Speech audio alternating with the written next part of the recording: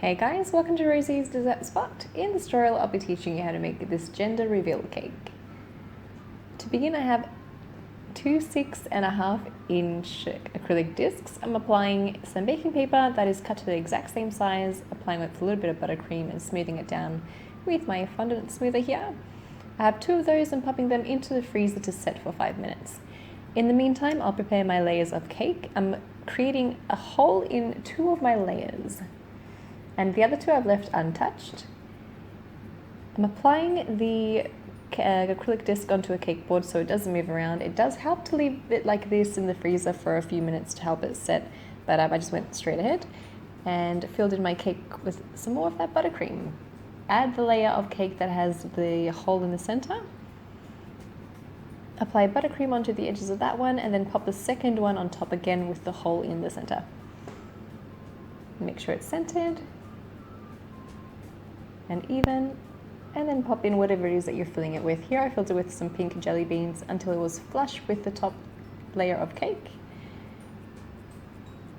And then pop some buttercream on your last layer and place it right over the top.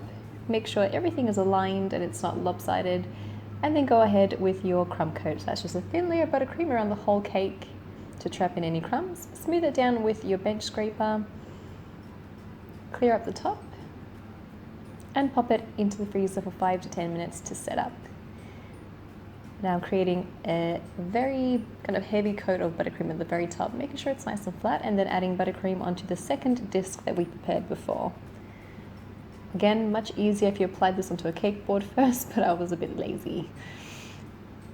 Then release it from your turntable and pop it right over your cake with these two right angle rulers, and making sure that the two acrylic discs are lining up perfectly, and then using a leveler to make sure that the cake is even at the top as well.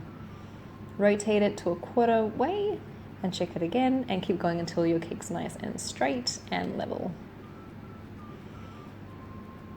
Into the freezer she goes, and then I'm applying the buttercream very heavily on the sides of the cake, and then with the bench scraper going around to smooth it down and push the buttercream into the areas that are missing buttercream. And the acrylic discs help to guide your bench scraper to make sure that everything is all smooth. Clear up the top, and again into the freezer for 10 minutes. Here I'm using a hot knife to release the acrylic from the cake, just lifting it up and then removing the parchment paper or your non-stick baking paper.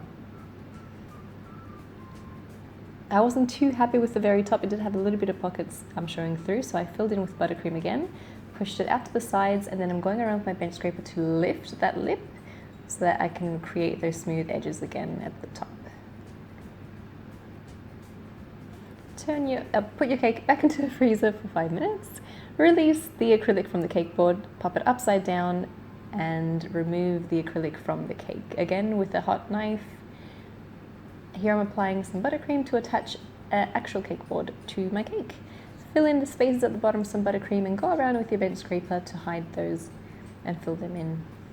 Now onto the decorating. I have some pink buttercream, applying it with a spatula and then smoothing it down and making sure it's all flat with my bench scraper. You could always use your spatula for that instead, as I'm doing here, but the bench scraper does give it a much smoother finish.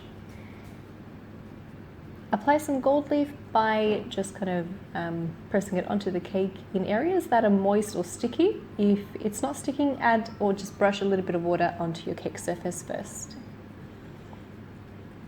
Then I've got some circle cutters and a 1M piping tip to cut the center of that circle, and a number 10 piping tip to create an even smaller ring. Attach your fondant onto your cake with some water. Now this cake was nice just as was, it really didn't need the added detail, but I was in a circle kind of mood. I just wanted to add rings on my cake.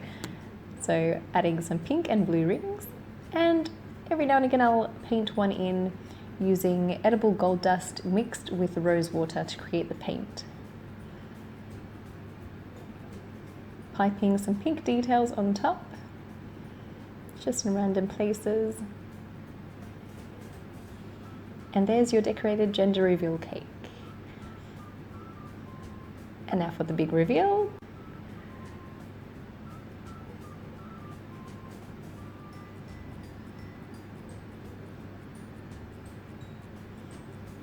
And a little bit bigger again. And out come the beans.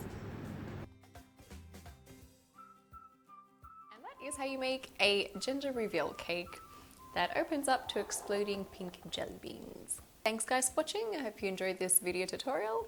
In a future video, I will show you how to use the acrylics again in a third and different way. So I've done the square using the baking paper. I've done this one here using circles and baking paper without using tape. And in a third one, I'll be using something that my friend recommended, which is go-between. So I'm really curious to try that on there as well, and I'll share it with you guys too. I hope you give this cake a try, and if you do, let me know, tag me to the photos or send me the photos in message. I'd love to see your creations, and I'll catch you again next week. If you like the cake toppers, I do sell those on my website along with the acrylic discs. I'll have a link in the description box below for those. Thanks again, and I'll catch you soon.